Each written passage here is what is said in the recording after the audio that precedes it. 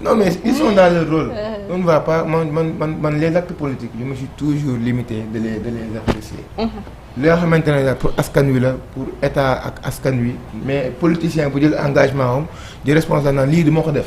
te yoon may ko politique am may ko ma du ma ko apprécier mais bu ñu gisee ni carrément ñoom ba ñuy woote dialogue nguur bu fi nekk daanul dem.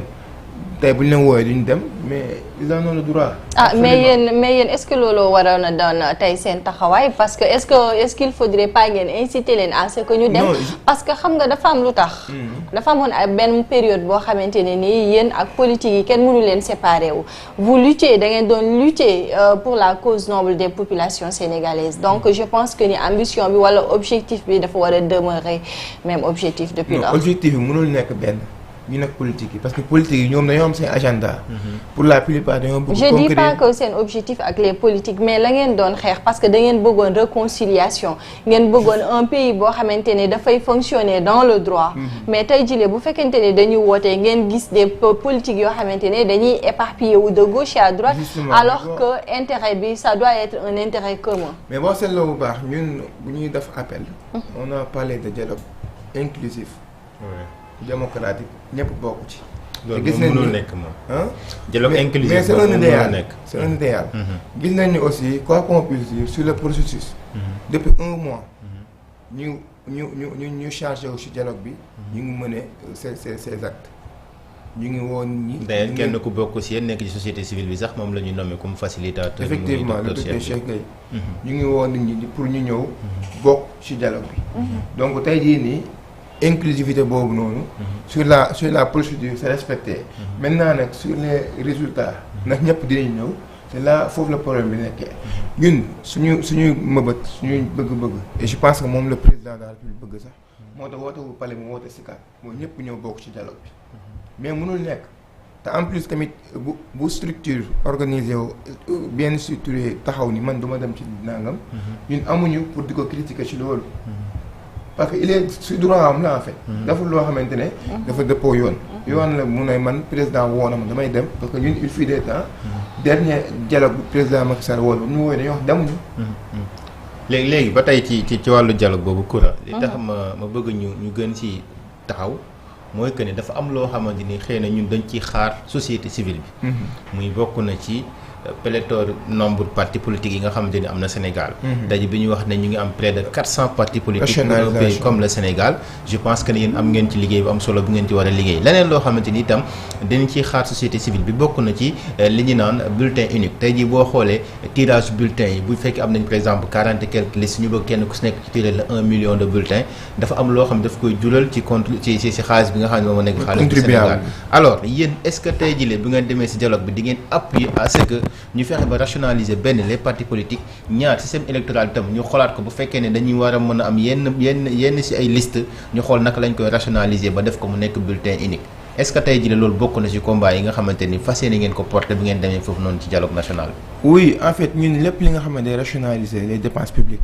dañ ciy dox te yàgg nañu wax comme li nga wax nii da ngay gis élection législative jot ñoom plus de 1000 listes 40 listes ku ci nekk nga war ko imprimer bulletin fu mu bu nekk mu nekk pratiquement ay milliards yoo xamante ne moom la ñuy dépenser sur le contribuable sénégalais donc bu amee ay solutions palliatives telles que les bulletins uniques nous sommes preneurs te gis nañ ko ci TDR yi te jàpp nañ ni am na proposition bu ñu ci def bu ñu gisee aussi cette pléthore de partis politiques au Sénégal réew moo xamante ne c'est pratiquement 18 millions d'habitants ku nekk ku xëy rek bëgg wax dama am parti politique bien que c'est un droit c'est une liberté fondamentale consacrée par la Constitution je pense article 4 bi mais quand même dafa war a am un encadrement strict même bu dee le décret am na décret de 1980 je sais quoi bu encadrer le régime des partis politiques mais dafa am un encadrement beaucoup plus strict parce que tey jii nii bu dee yow da ngaa bëgg créer parti politique c'est ton droit le plus absolu doon may na la ko mais ci encadrement yi dafa am ay obligation yoo xam ne nga am vis-à-vis de l'administration bu dee respecté woo ko dañ lay retirer sa récépissé donc yooyu yëpp war nañ ci mën a xalaat te tamit mun bay nekk juste loo xamante ne day politique dañuy rationaliser parti wàññi parti pour absorber leen après enfin nekkuñu ci loolu lu ñuy wax mooy bu ñu ko wàññee parce que quand même il faut reconnaître toujours que c'est une liberté fondamentale te liberté fondamentale di loo xamante ne dañ koy foowee nit ku ci nekk am na loo xamante ne moom la ko yoon constitution consacré pour comme liberté fondamentale donc encadrement bi dafa nekk loo xam dafay strict de sorte que nit ki même bu ñu ko koy xañ bu nekk c'est de sa faute mais pas du vouloir de l'administration ou bien des autorités politiques. D'accord dëgg la keroog gis nañ ne décret bi nga xamante ne ni moom moo doon nommer les membres de la Sénat annulé nañ ko mais je pense que tey pour éviter li nga xamante ne moom moo fi jotoon xew ci jamono yële maanaam jokkalante bi entre DAF ak Sénat ça doit être votre préoccupation. En fait oui mais boo xoolee même avec cette annulation du décret par la Cour suprême même l'actuel régime actuel ñoom dañoo décidé woon carrément changer Sénat bu nekk pas autonome mais indépendant. CENI remplace Sénat par CENI. donc loolu c'est une proposition boo xamante ne ñoom defoon nañ ko te jàpp naa ne même à l'issue du dialogue dinañ dem ci loolu. donc comme je dis le fait que Sénat di wax DG di wax loolu aussi c'est une vitalité démocratique. ça montre qu'aujourd'hui les structures qui organisent les élections amuñu rek benn gis-gis wala benn truc. bu Sénat waxee ne DG li nga def du yoon. DG wax man li ma def yoon la. Cour suprême ñëw tranché ou bien justice ñëw tranché. loolu pour man ça ne fait que embellir l'image démocratique du Sénégal pour man. D'accord. alors beneen point boo xamante ni xëy na sànq sa yaa ngi ko junj nga ne bu ngeen demee assemblée nationale li ngeen ci wax. mu lu jëm ci wàllum haute cour de justice. ngeen ne waruñ ko politiser. bëgg nañ ñu taxaw ci loolu parce que ces derniers temps gis nañu ay jëwriñ yi fi nekkoon ci jamono Macky Sall yoo xamante ni ginnaaw bi leen rapport épinglé ñenn ñi yóbbu nañ leen kaso ñenn ñi tamit ñu ngi leen may liberté provisoire kii di Ismaïla Madior Fall ñu takkal ko li nga xam ne moo nekk bracelet électronique tey jii kenn si ñoom di Mansour Faye ñu war koo déglu fële nga xamante ni moom moo nekk haute cour de justice ban appréciation nga am ci haute cour de justice ak li nga xamante ni noonu lay fonctionner jamono bii nii. oui la haute cour de justice ba fa nekk juridiction boo xamante ne moom moo compétente elle est la seule compétente pour juger les ministres et les présidents yi nga xamante ne dans le cadre de leur exercice. par exemple boo nekkee ministre wala président ci diir bi ñu ko nekk. lépp li nga xam toppee nañ la ci haute cour de justice moo compétente. le Sénégal créé ko en 2002. loi organisée 2002 sur la haute cour de justice. léegi haute cour de justice boobu nag. c'était pas fonctionnel avec le nouveau régime ba ñu ñëwee ñi dekkil ko pour mën a traiter certaines infractions yoo xam jàpp nañ ni ancien régime yi daan na ko def donc loolu bu mu amee tamit gis nañ ñoo xamante ne ñii soit ay rapports scientifiques moo leen épinglé mais rapport OFNAC moo leen épinglé dès l'instant que le ministre de la justice est saisi moom mën na saisir les autorités comme bu doon ay personnes lambda la day saisir automatiquement le procureur général pour ñu mën a ay poursuites mais bu dee moom bu dee ay député la autant pour moi qui bénéficie d'une immunité parlementaire day saisir le bureau de l'Assemblée nationale à travers son président pour ñu lever d'abord son immunité parlementaire ba pare maintenant nag moom ay procédures de mise en accusation devant la haute cour de justice si elles sont recevables ñu woowu leen déglu leen bu dee am na ñoo xamante ne def nañ ñu téy leen bu dee ñoo xam ne defuñu lu leen di toppal defuñu même def bi sax des na leer tant que jugé wuñ leen ci mais jàpp nañu def nañ ñu téy leen bu dee ñoo xam ne defuñu ñu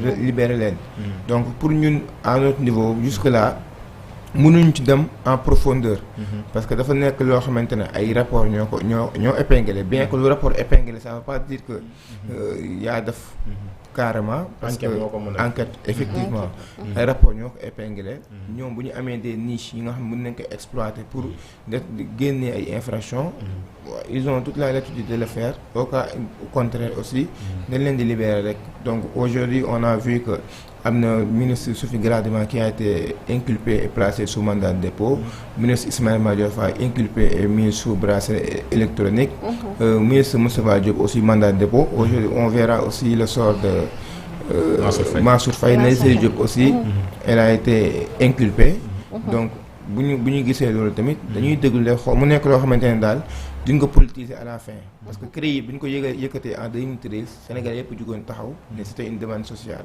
mais aboutissement bu ci am moo waral ba Sénégal yëpp génnaat ci ne président Macky Sall daf ko politiser pour écarter ses adversaires politiques ba ñëpp fàtte sax li ñu doon toppee ñooñu commencé dal ci kaw président Macky Sall te le régime actuel bu ci conscient wee dina xam ni yoon bu mu jël nii bu ci dugalee lenn lu politique rek day biaiser toute la procédure te day retourner contre eux. Si on prend le cas de Mansour Mansour Faye ndax ci suba ñi ngi jot des informations comme quoi que sa sœur génnee na une somme de 2 milliards de francs CFA pour bëgg ko joxe comme caution alors est-ce que aussi foofu du am loo xamante ni nii daf koy teeyal xel parce que ndax statut Marième Faye Sall war na ko mën a may tey muy génnee koppar d'autant plus que tey li waral coow li yëpp mbirum koppar la. oui en fait xam nga tamit am na loo xamante ne wàllum yoon la. am na loo xamante ne xëy na suñu ay appréciation la. bu ñëwee si wàllum yoon dafa permettre ay procédures allégées. boo nekkee bu ñu la inculpé ci dara. surtout en matière financière am nañ ay possibilités pour nga def ay cautionnement. genre garantie. mais boo ko defee nag bu procureur bu ñu jàppee ni li nga cautionné mën na la permettre nga am une liberté conditionnelle liberté provisoire ou bien bracelet dañ lay bàyyi. donc loolu tamit Mansour Faye bu ko exploité comme ni ko ñeneen exploité. tamit ñun mënuñu leen ko bañal maintenant nag bu ñu ñëwee ci l'appréciation politique mooy est-ce que l'ancienne première dame mën na cautionner son frère. loolu tamit dañ ciy xalaat parce que tey jii bu dee son frère dañ koy jàpp. dañ koy toppee détournement de deniers publics. magam rakkam nekkoon première dame. am na mën na génne 2 milliards. on doit aussi voir l'origine de ces fonds. mais loolu c'est après et les autorités judiciaires xam naa ni dinañ ci def liggéey bu ci war. d'accord alors ba tey ci dama bëgg ñu taxaw ci loolu ci nga xam ne moo nekk haute cour de justice ñenn ñi dañ koo jàpp ne peut-être règlement de compte la ñeneen ñi jàpp ne peut-être reddition des comptes la alors yéen en tant que société civile gis ngeen yëfi ni muy dooree bu yàgg ba léegi naam yaa ngi joxe exemple 2013 ak léegi mais je pense que peut-être contexte yi mën naa bañ a nekk benn parce que en 2013 xëy na amoon na liste 25 personnes boo xamante ni joxoon nañ ko kii yi finalement keneen ni dañ si gis koo xamante ni xëy na jàpp nañ ko ci ba jugé ko mais cette fois-ci dañoo gis ne ay rapport moom moo épinglé nit yi ci ban période la période boo xamante ni xëy na ñi ñaa ngi nekkoon ci pandémie nekk si ay jafe-jafe ñii di jël seen ay dërëm ak seen ñaar dërëm di ko cotiser pour que naka la ñu mën a def ba sauver doomu aadama yi nga xamante ni jamono boobu noonu ñu si bëri si ñoom ñu ngi amoon jafe-jafe ay nooyu ñu utal leen ay oxygène ak yooyu noonu alors ñu gis ne am na ci ay nit yoo xamante ni ci ginnaaw ga ñu ngi doon jéem a détourner li nga xamante moom moo nekk ces fonds alors est-ce que jàppoo ne carrément li ni mel fekkente ni am na yoon dafa war a dem jusqu'au fond maanaam képp koo xamante ni taxee na ci laale na ci daan bi ci war ñu teg ko sa kaw. waaw pour ñun reddition des comptes la ñu woote gis nañ ni aussi procédures yi ñu ngi koy def normal mais règlement de compte bi tamit dafa am souvent lu koy sabab. parce que dañoo gis le premier ministre toujours mu taxaw ni Farba Ngom dañ lay tëj. lii mooy sa dernière campagne. waaye ñu gis ñu tëj nañ ko. ñu gis ñuy wax yoo xamante ne c'est des erreurs politiques à mon niveau. moo xam mënoon na ñàkk en fait même bu dee sa am na ay parce que moom du justice. parce que tey j'ai vu même presse sax man des fois dama koy bëgg a attaquer. parce que j'ai vu aujourd'hui benn presse bu tudd yor-yor bi. mu bind Mansour Faye convoqué aujourd'hui devant le procureur cautionnement au mandat de dépôt. loolu du presse moo koy décider. du premier ministre moo koy décider loolu mission justice